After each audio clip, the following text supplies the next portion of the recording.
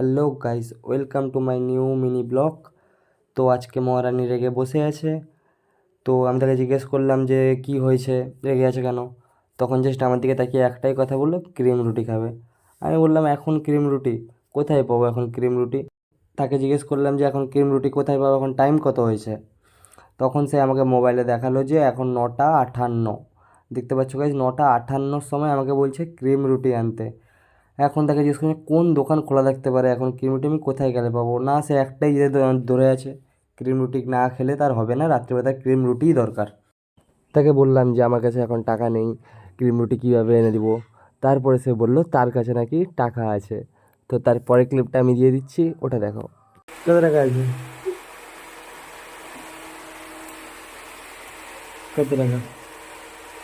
10 টাকা? অনেক বড় লোক তো তুই।